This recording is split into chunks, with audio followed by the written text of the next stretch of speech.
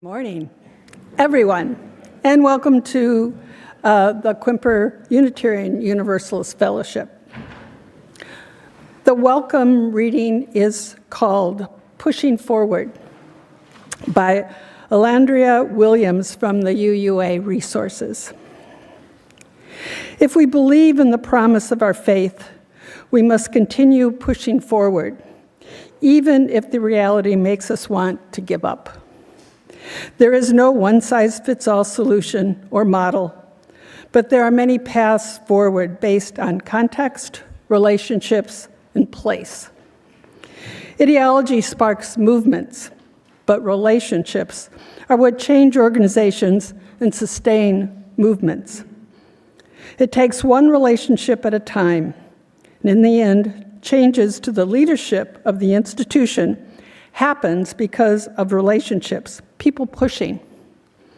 We must place value on the relationships and the need to not leave folks behind in our quest for transformation. I live in a small city, and living in that small city helps me understand what community means. Community doesn't only include the people who agree with you or those with whom you want to be friends. Our Unitarian Universalist faith is similar in the sense that we are a small religious community of people who are not bound by creed, but instead are bound by principles, values, and a covenant with a need for intellectual vigor combined with spiritual depth or humanist love. Everything comes back to our congregations and covenant and communities.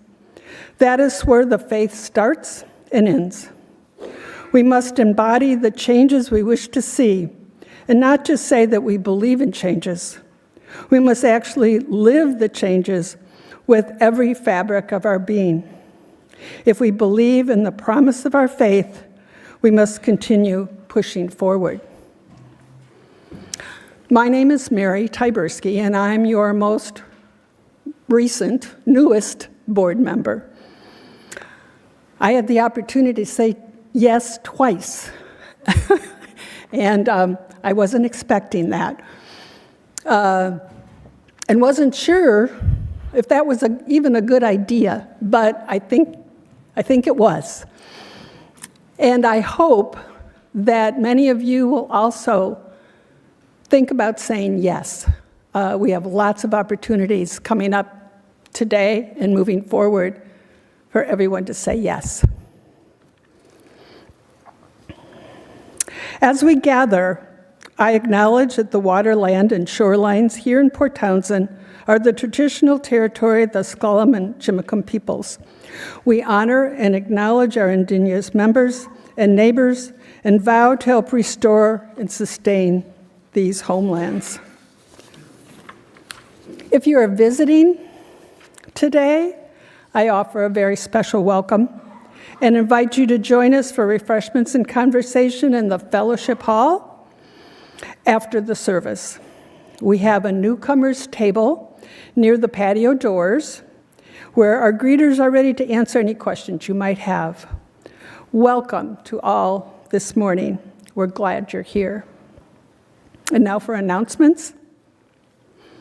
Come to the Wild Church on Saturday morning, October 28th, to gather with other folks and with other beings on this earth.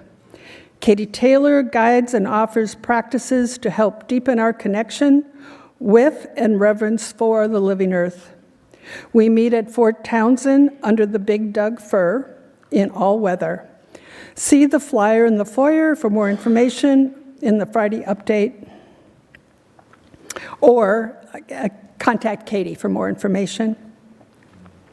Next Sunday, we have a costume parade at the beginning of the service, so dress up. We also have a Halloween celebration over in RE during the service, and then pumpkin carving in the north parking lot afterwards. You can bring your own pumpkin or ask Director of Family Ministry, Bo Ogren, to help you get one by Wednesday. And here is Sigrid Cummings' auction news. Thank you, Mary. They asked me to do it again, and I just said yes. I am your camp director.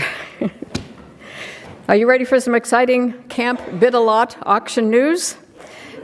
We will have a full week of online bidding starting November 5th and a wonderful Camp Bid-A-Lot in-person and online event on November 11th with 3 bonfires, s'mores, light bites, fun to need, music, free childcare, and more. But right now, the focus is on getting a fabulous list of donations together to support our beloved QUUF. So far, people have donated some terrific items, both goods and services, including a pair of made-to-order, hand-knit socks or mittens by Linda Hart.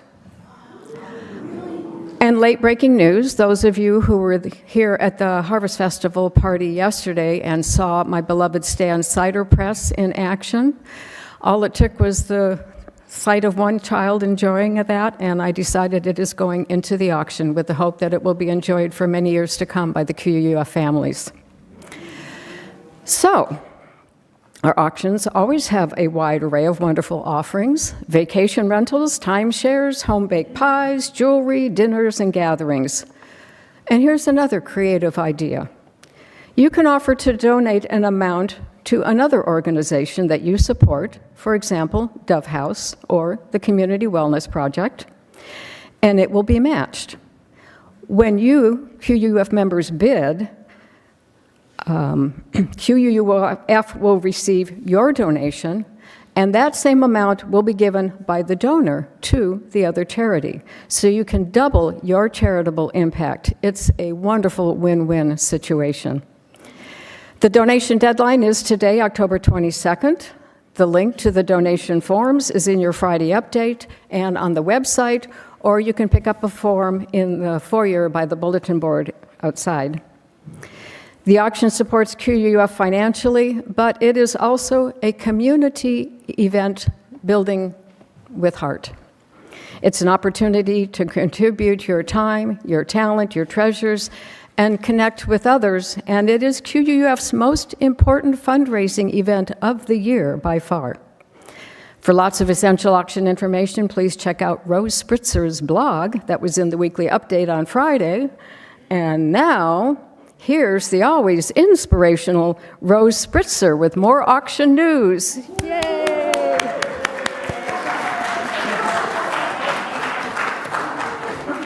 Hello, everybody. I'm Rose. Do you feel the excitement building for the auction? Yes. Thank God. Some of you have approached me about the selfie side of the selfie slideshow. So, Rose, I've never been in a movie before. What does it entail? All you have to do is send a picture of yourself to selfie, SELFIE, at QUUF.org by October 27th, and you'll be in the epic slideshow at the Camp Bid-A-Lot auction on November 11th. It can just be your wonderful face, or it can be camp-themed, silly, serious, or even, dare I say it, sentimental.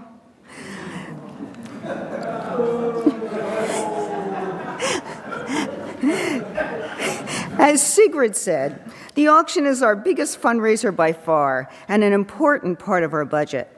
Last year's auction was so much fun and so successful, but that now there's a lot of pressure on the auction committee and the congregation. I've been asked, what if we can't do it again? What if we don't have enough donations? Do you people know today is the deadline for donations? That's today at midnight. The auction team said some great donations have come in, including a Chetzemoka dessert party and a 6-night stay on Morgan Hill. But we still need some more.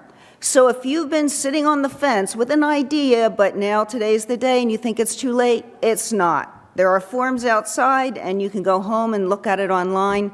You know, we're all friends here, and we'd love to spend time together. So come up with something and put it in the auction.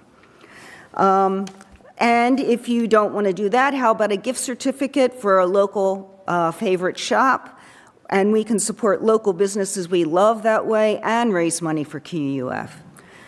I'm sorry to say I won't be available to inspire you next Sunday.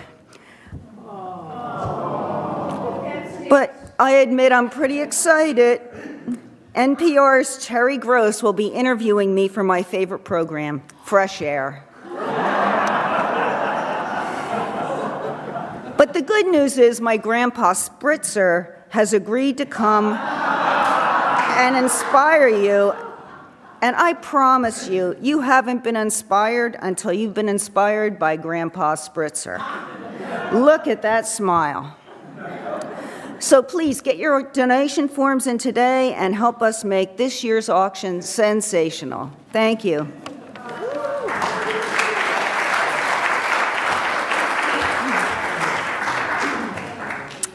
And for our last announcement, today's flowers are dedicated to John Collins for all his good work.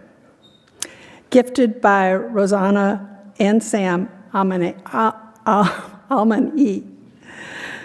Let us settle our minds and calm our hearts.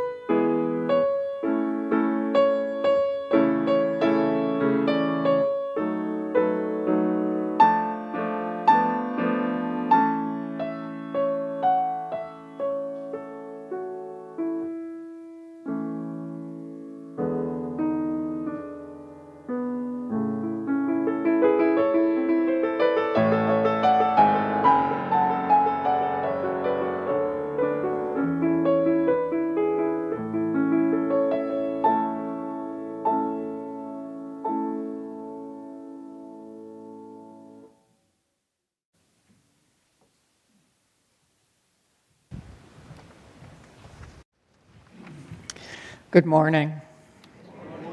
You know, it's something to sit next to this piano when that music is being played. Thank you for that beauty to start our worship service this morning. Our opening words are by Jeffrey Brown. With the worries and woes of our world weighing us down, we enter in. With wonders and joys of our friends and our family elating our spirits, we enter in. With awe and enchantment of this creation dancing upon our senses, we enter in. Enter into this beloved community of connection. Draw strength from its past. Find nourishment in its hope for the future. Build a new creation with the person sitting beside you, behind you, in front of you. By your presence, enter in and make this space a holy space, this time a holy time, and this world we inhabit a holy habitat. Let us enter in.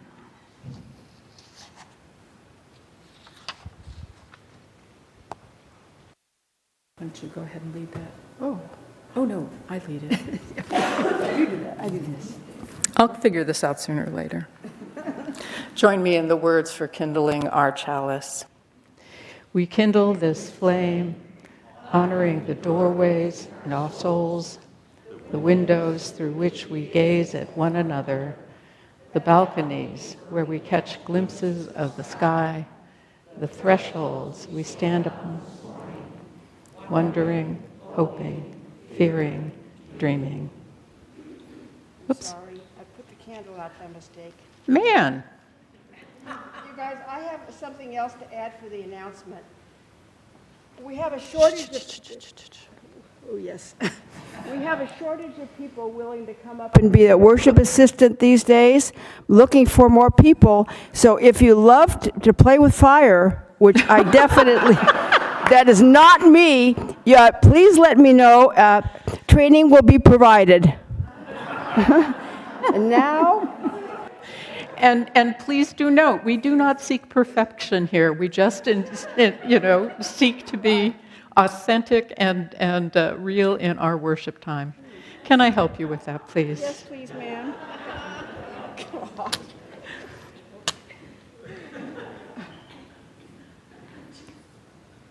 The thing is... Okay, here, just take one of these. Oh, Maybe? Okay. yeah, I think... Yeah, okay, try it again. Here we go. Here we go. Almost. Woohoo!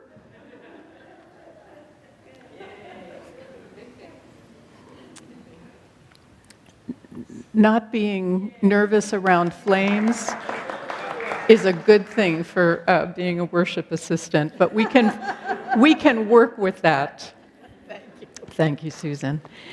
Our opening hymn is, where is it? Number 1024, When the Spirit Says Do. Now, if you're not familiar with this is a zipper song. Y'all know zipper songs, right? There's one word that changes. And I suggested to Kristin that she ask for some suggestions of words that we could sing. And she was a little less daring than I perhaps am, and probably a little less foolish at times. So who has a word that we might want to say that we do when the Spirit says do? Love. Sorry? Love? Oh, there's a good one. There's a good... Wait. We're writing this down. Improvisation. So we've got love. What was the next one? Play. Okay, we're just going to take two right now. We'll do this again, and we'll have them all be play was the second word. Yeah. Got it? Not donate to the auction. Not donate to the auction. Yes. Donate to the auction when the Spirit says do. I don't think it scans. Give. There we are. Please rise.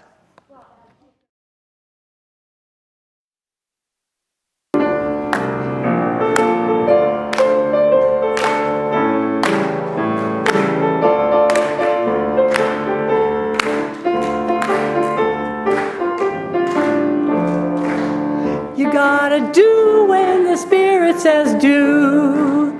You gotta do when the Spirit says do. When the Spirit says do, you gotta do. Oh Lord, you gotta do when the Spirit says do. Do. Spirit says do. Spirit says do. Spirit says do. Spirit says do. Spirit says do. You gotta make when the Spirit says make. You gotta make when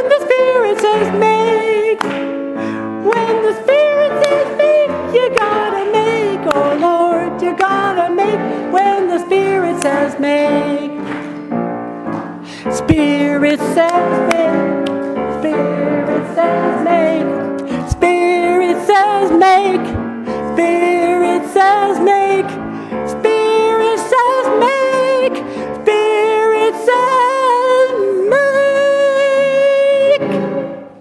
You gotta lean when the Spirit says sing. Yeah. You gotta sing when the Spirit says sing. When the Spirit says sing, you gotta sing. Oh Lord, you gotta sing when the Spirit says sing. 2, 3, 4. Spirit says sing. Spirit says sing. Spirit says sing. Spirit says sing. Spirit says sing. Spirit says sing. You gotta sing when the Spirit says rest. Oh yeah. Rest when the Spirit says rest. When the Spirit says rest, you gotta rest. Oh Lord, you gotta rest when the Spirit says rest. Spirit says rest.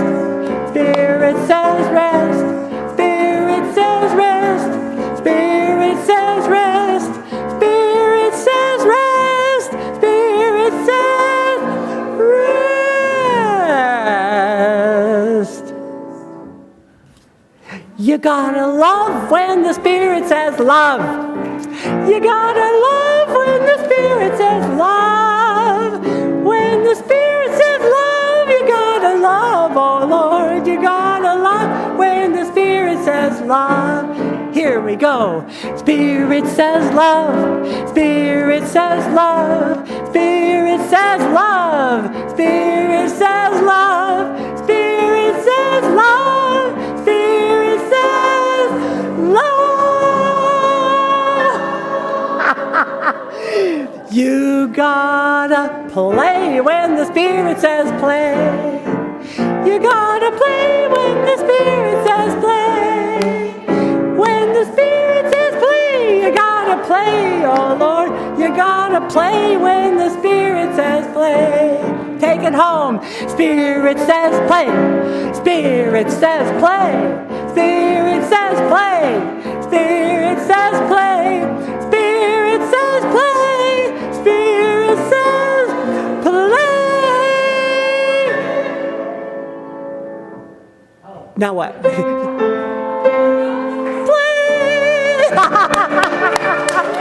We did. God, very good.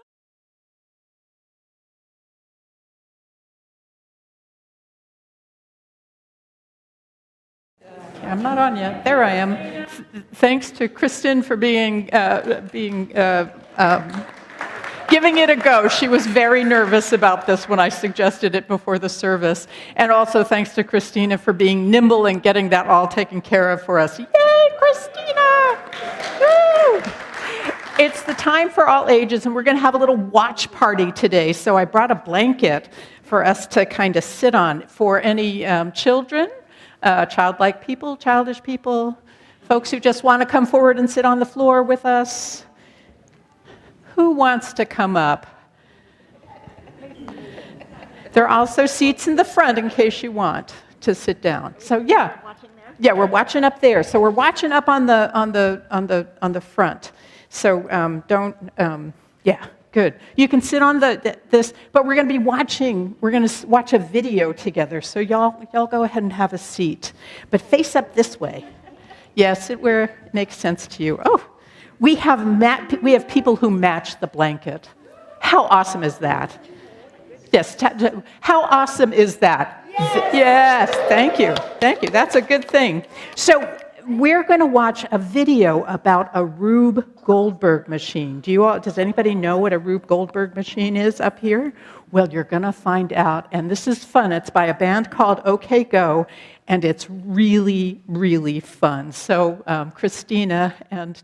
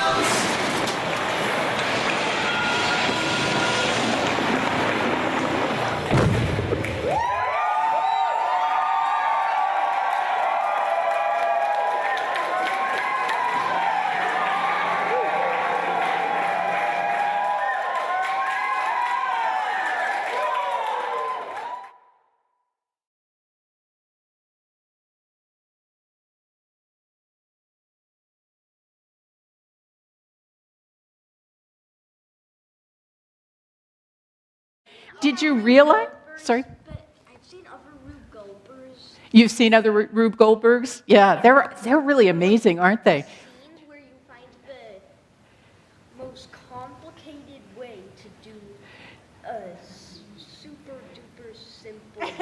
Right. He's saying a Rube Goldberg device is meant to use a super complicated way to do something that is ridiculously simple. Yes, please. I thought it was only going to be my brother, me, and James. You thought it was only going to be 3 of you here today? Yeah. Aren't you lucky that we have much more of us? So it's a good thing. So thank you all for watching, and let's form an arch and sing the children out to their...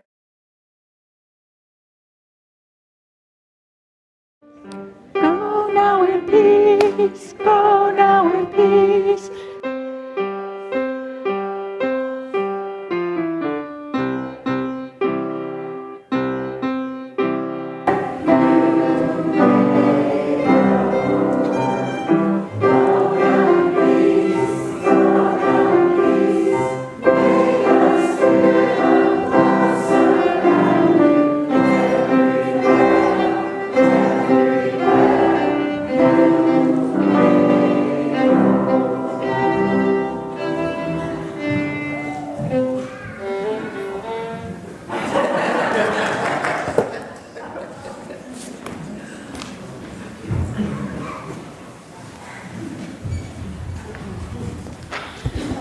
Okay, now after all that, let us pause for a time of generosity to receive an offering which today goes to the Jefferson County Immigrant Rights Advocates.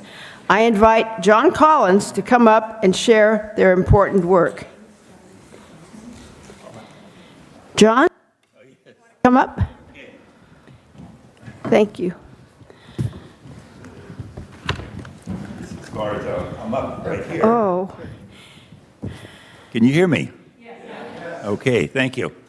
Well, I'm pleased to put on my GESERA cap and talk to you this morning.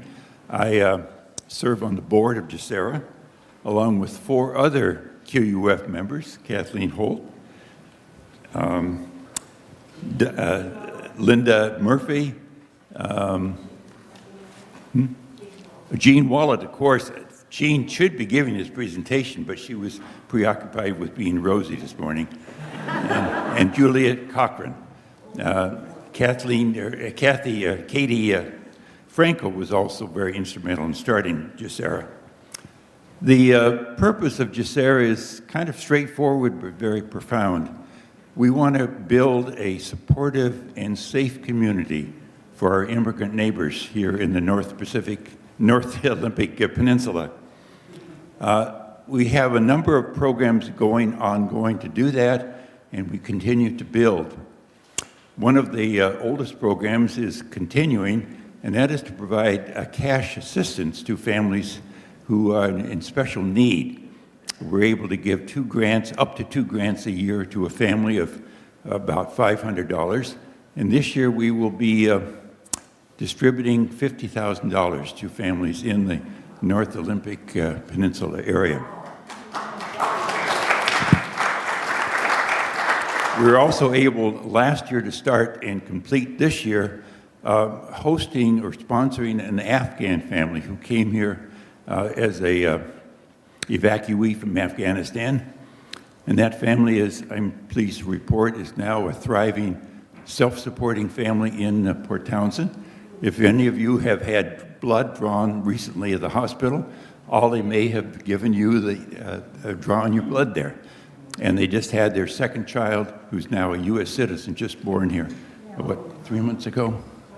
Yeah. Other daughter's 4 already. Wow, okay. We also started 3 years ago and continuing to support financially the legal costs and some medical costs of a asylum seeker, two members of the same family, both trans, who have trouble getting help otherwise, and so we're still working with them. Probably one of the more important things that we were able to do starting this year, by benefit of a large grant from a foundation in Seattle, we were able to open a what we call the Multicultural Center, just on Washington Street, across the street from the Panamore Bakery. So if you ever are in the area, stop by our Multicultural Center. But that provides a spot where we can, people can come for help, for assistance. Last week, we had a very successful open house put on by the Department of Public Health with about 50 immigrants who came seeking assistance, information, and how to make use of the services available to them. We also were able to help some youth of immigrant families with special access and stipends for summer camp opportunities. And we, of course, do advocacy. We contact our state legislators, our local government representatives also, and, of course, Derek Kilmer and our senators for issues. One of the issues that we're working on right now is called the Afghan Assistance Act, and that is to make it possible for those who came here as evacuees from Afghanistan to stay longer than 2 years, which is what their original thing was. So I'd like to close with a quote from someone that kind of summarizes it very nicely. This person wrote, it's anonymous, I don't know who it was, "In my difficult moments when I have been sick, Jacera has helped me, either through their financial fund or referring me to resources. It is a blessing to have Jacera as support. If I need something, I know where to call for help." So your financial assistance is much valued. There is a table with literature on in the outer corridor. I'll be there, and probably Kathleen will be there, and maybe Rose, a.k.a. Jean Wallet, will be there also. Thank you.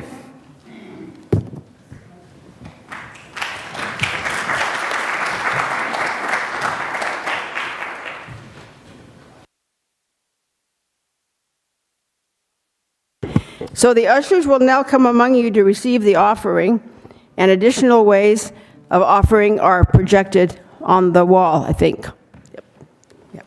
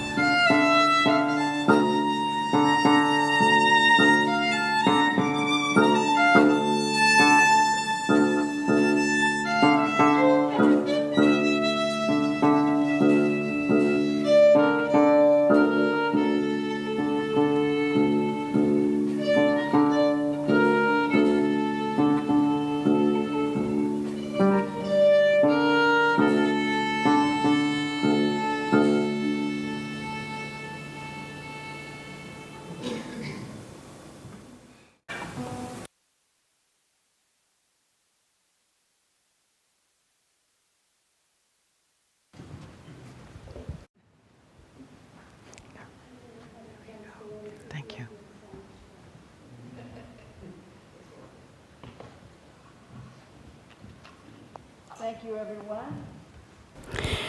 Now, this time is set aside to share the joys and sorrows. We recognize that our personal joys and sorrows are only a fragment of the joys and sorrows of the larger community of life. And so we place this first stone, thinking in particular of the continuing trauma and conflict in Israel and Gaza and the countless conflicts around the world.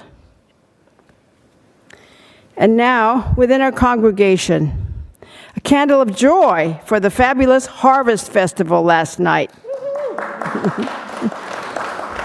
It was hosted by the Religious Education Team and the Green Sanctuary and Environmental Action Team.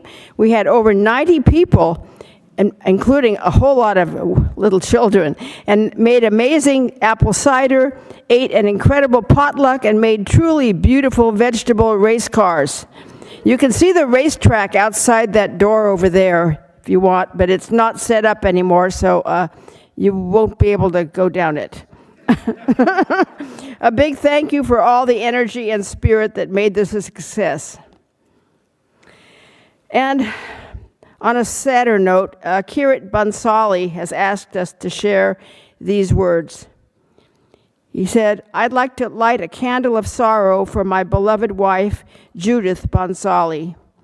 Judith was 78 and had battled Parkinson's bravely for 15 years. She was a born musician, learning to play the piano at the age of 4, and she loved singing in the choir here at QUUF. Judith passed away peacefully at home on Friday, surrounded by her loving family." Now we place a final stone, holding in our hearts the joys and sorrows we have just shared, and also thinking of such joys and sorrows among us that are unexpressed, but of no less importance.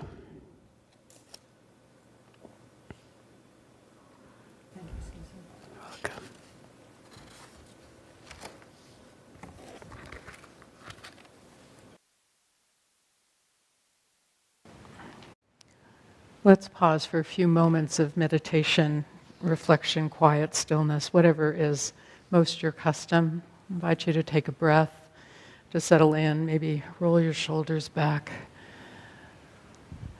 Close your eyes if that's comfortable. I would invite us to take a moment to center our hearts on the possibility of healing. There are many within our community who are in need of healing. And by healing, we seek not the miraculous. We seek only the simple and ordinary healing that comes when we attend to each other in care and compassion. I would invite you into the stillness to call to mind those within our family, within our community, those who we know are in need of our care.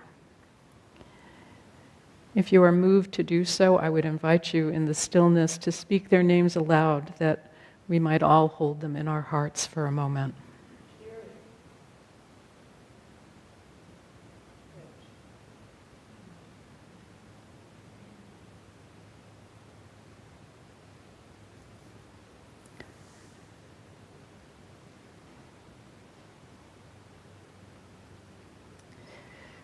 Spirit of life that is within us and which embraces us all, we pause today to lend our healing power to these beloved people.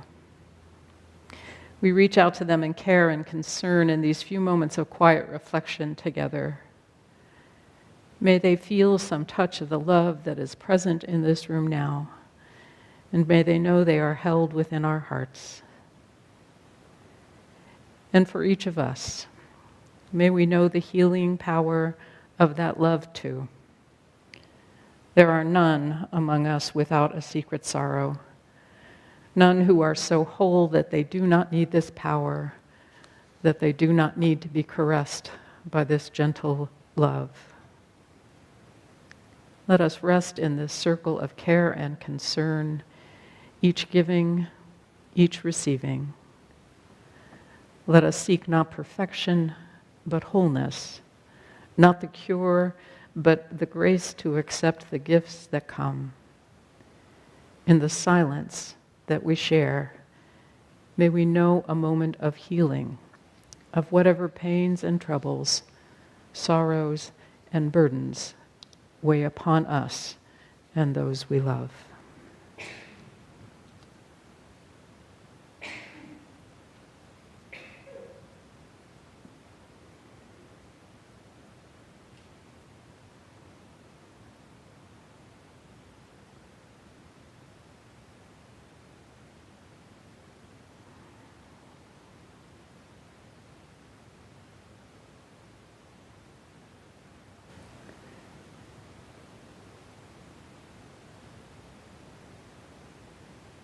So may it be. So may it be. Amen.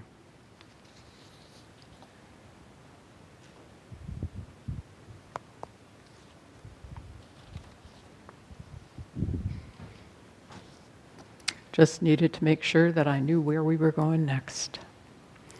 The reading comes from a story, The Human Soul as a Rube Goldberg device, a choose-your-own-adventure story, by Kevin Brockmeyer. He writes, "You have a pet theory, one that you've been turning over for years, that life itself is a kind of Rube Goldberg device, an extremely complicated machine designed to carry out the extremely simple task of constructing your soul.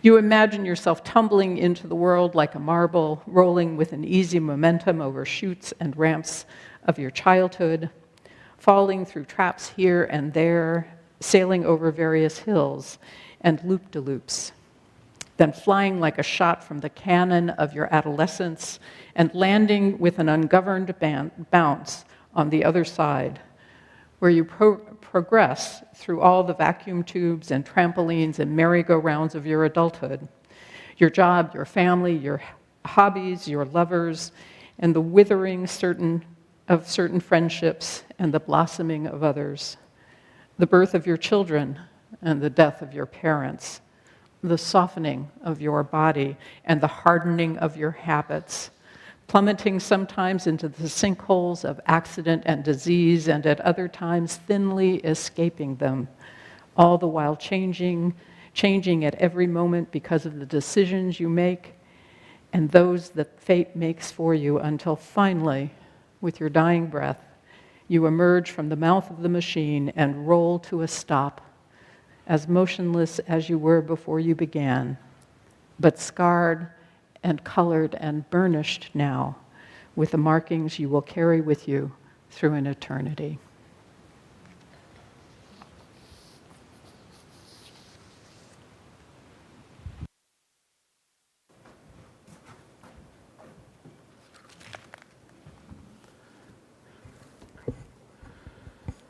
This is The Road Less Taken by Robert Frost. Two roads diverged in a yellow wood, and sorry, I could not travel both and be one traveler. Long I stood and looked down one as far as I could to where it bent in the undergrowth, then took the other, as just as fair and having perhaps a better claim because it was grassy and wanted wear. Though as for that passing there had worn them, as for that, the passing there had worn them really about the same. And both that morning equally lay in leaves no step had trodden black. Oh, I kept the first for another day, yet knowing how way leads on to way, I doubted if I should ever come back. I shall be telling this with a sigh, somewhere ages and ages hence. Two roads diverged in a wood, and I took the one less traveled by, and that has made all the difference.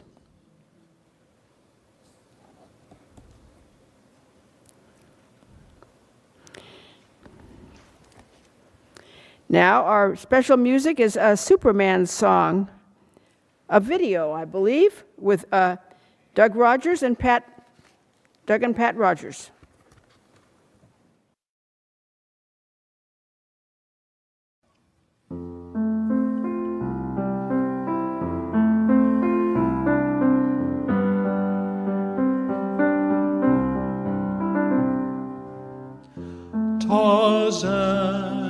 wasn't a ladies' man. He'd just come along and scoop 'em up under his arm like that, quick as a cat in the jungle.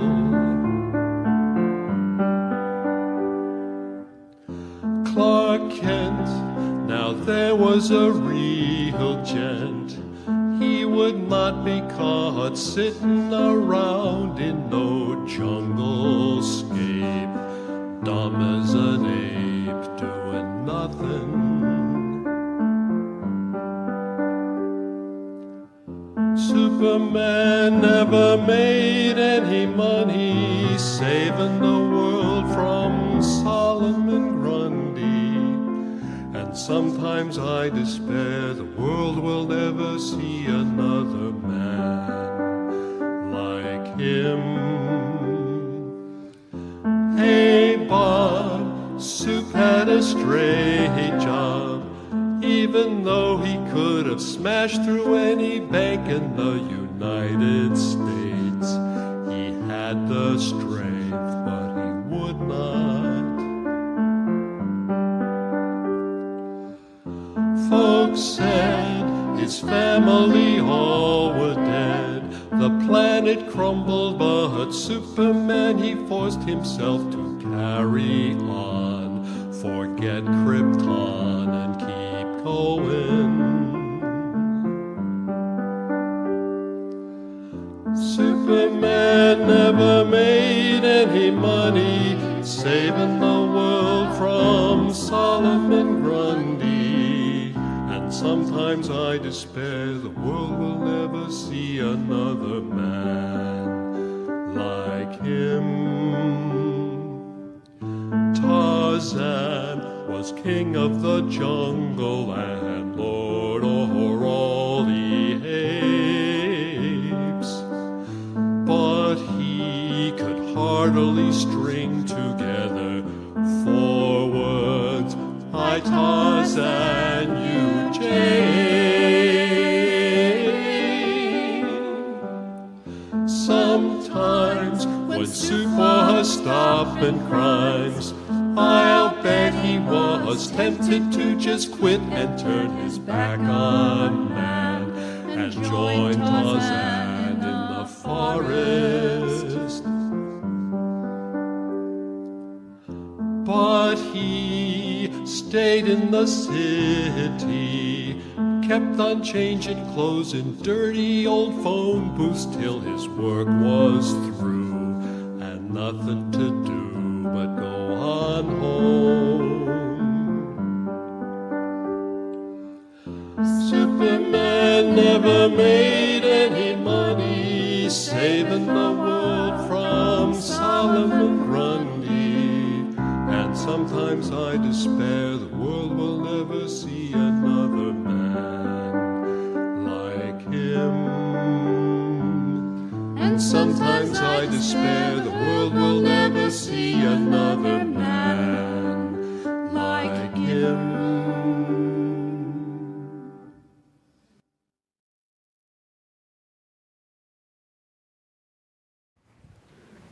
Look at us listening to music that wasn't written 300 years ago.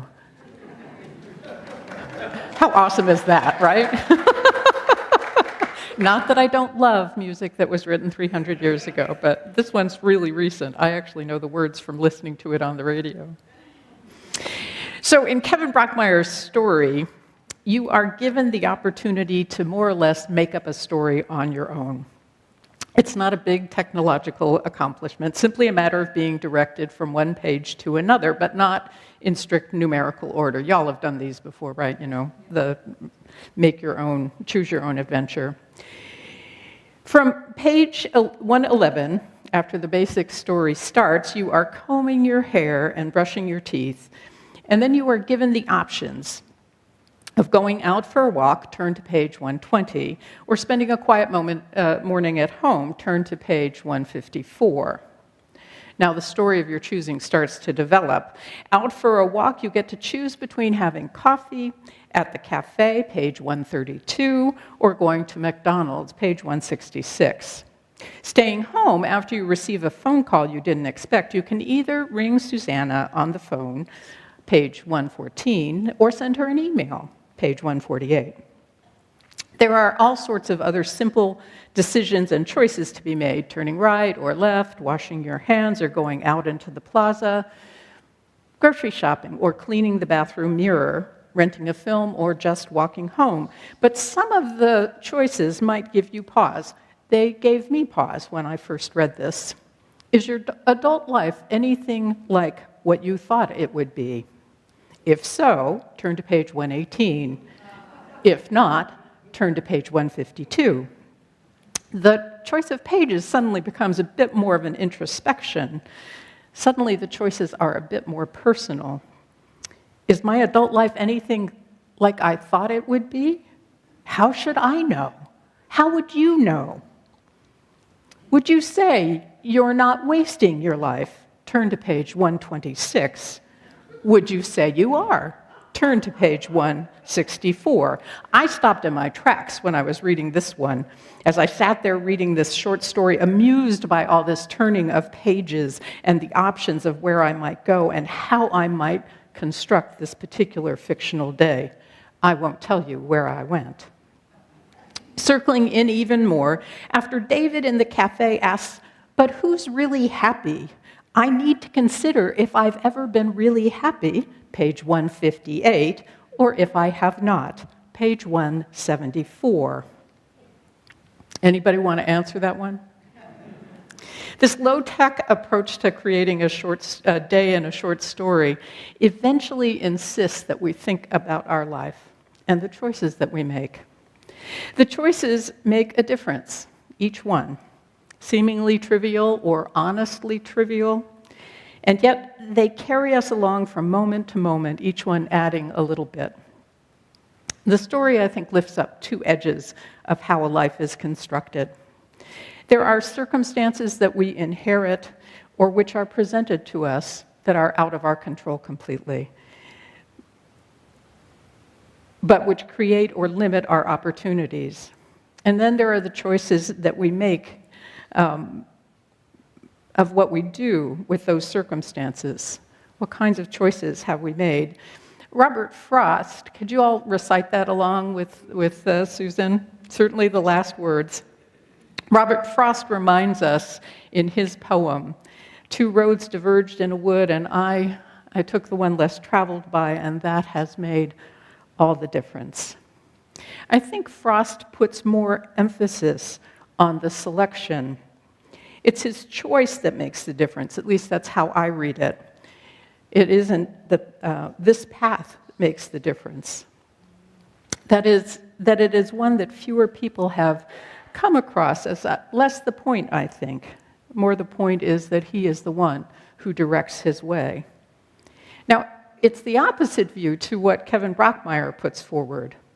In his Rube Goldberg machine, one is sent off through a lengthy series of movements, catapulted through space, and led down dark passageways, spun around until dizzy, taking the next few steps with caution. But the marble in the machine just follows the path that's already been made, even though it's very intricate. Everything happens for a reason, says a friend of mine, and I love her trust in the sensibleness of the universe. She inhabits, I perceive, this sort of existence, the one in which there's an elaborate planned path for her to take. She cannot see all the architecture that supports her path. She doesn't know if this pause is for the candle to burn through the string that will send her careening down a twisty path, tumbling helter-skelter, or if the burnt string now releases a balloon, sweeping up, seemingly free. No matter the trouble or worry that comes, she has a fundamental trust that it will all make sense in the end, that the design will become clear if she trusts in it and looks carefully. At least that's how I hear her. It is possible that she also means, what I tend to say, is that everything has its use, that everything that happens to us becomes a tool to make use of in making the souls that we have. Every experience, no matter what it is, can help us on our own journey through the world. Nothing, not loss, not betrayal, not injury, not disease, not a bit of what happens to us is without its use, no matter how bitter it might be to employ it as a spiritual tool. This kind of speculation, do we have a choice? If there's a choice, what does that choice constitute? It may feel like debating angels on the pin of a head, on the top of a pin. It may feel fruitless. Is there an order to the universe? Did some consciousness put it there? Is this just a Rube Goldberg device, or is it laid out in random order and we chart our way through? The author, John Updike, had a fondness for Unitarians, having been married to the daughter of a Unitarian minister at one point. I've always liked the comment that he put into the mouth of one of his characters. She said, if Unitarians had a creed, it would be, face it. Can I get an amen? Yeah. We're not given most times to that sort of metaphysical reflection that this conversation describes. We tend to believe that we each discover truth in our lives. As we discover truth in our lives, the most important measure isn't if it is in some grand scheme true, as if we could discern all the facts that we need to prove something like God, for example. The truth of a belief or an idea or a hunch isn't so much proof in an intellectual exercise, but how it exhibits itself in a life lived. I take as true those beliefs that help me live consciously, aware of the people around me, aware of the needs and glories of this world, recognizing what I can do to make a difference. I take as true those ideas that help me be more compassionate, that help me support and enact something that looks like justice, that help me be more loving in my daily life, in the tiny instances, in my frustration and pain to not turn away from love. Are we tumbled along a path built by some supreme intelligence that has in mind growing our soul? Or are we taking ourselves along the path, directing ourselves here and there, crafting a soul on our own? What does it matter?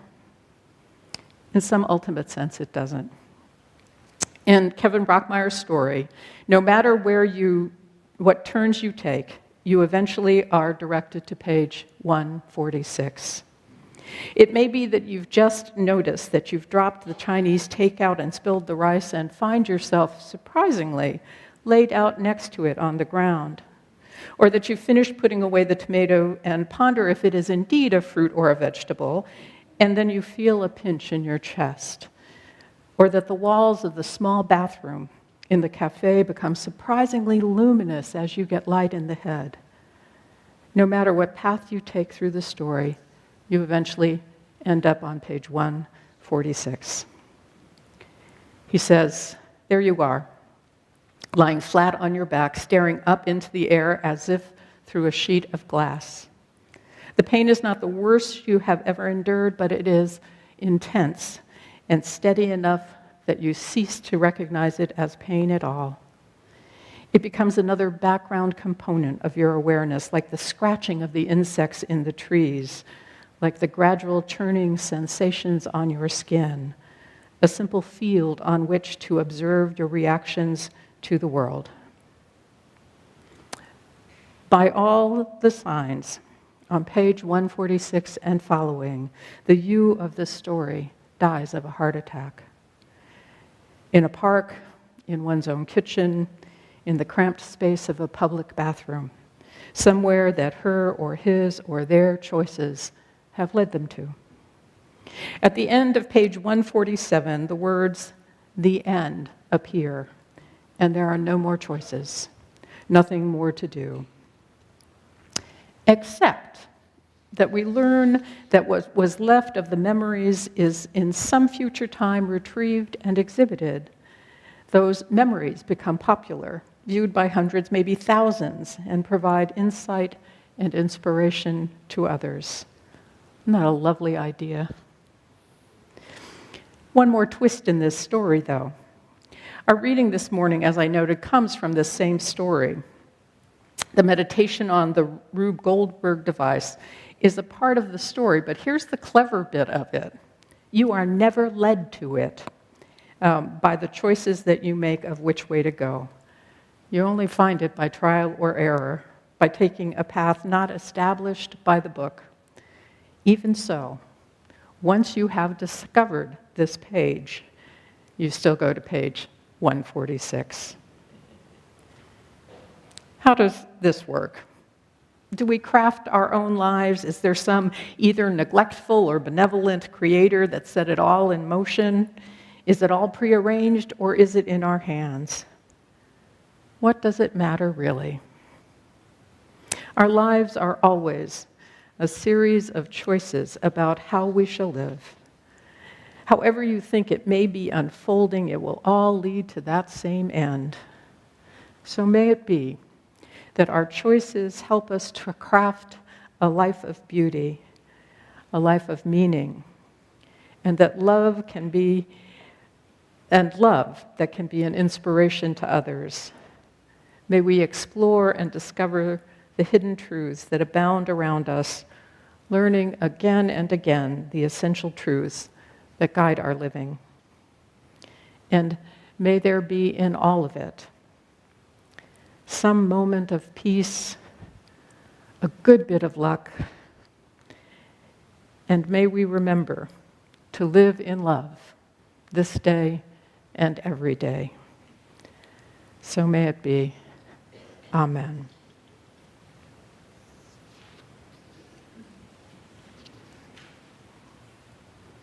Our closing song is number 128, For All That Is Our Life. Please rise in body or spirit.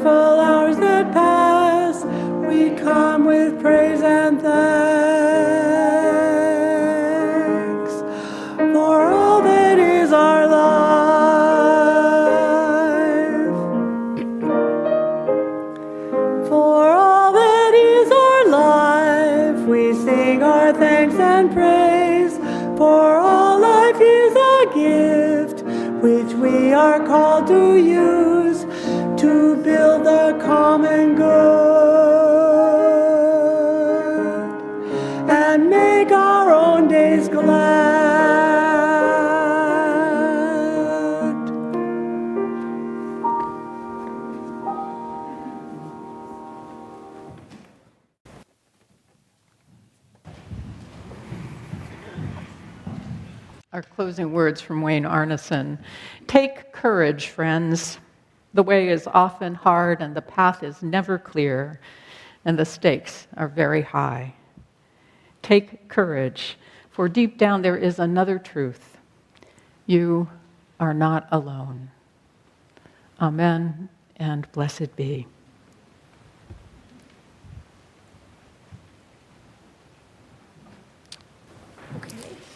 Go ahead and lead the Thank you.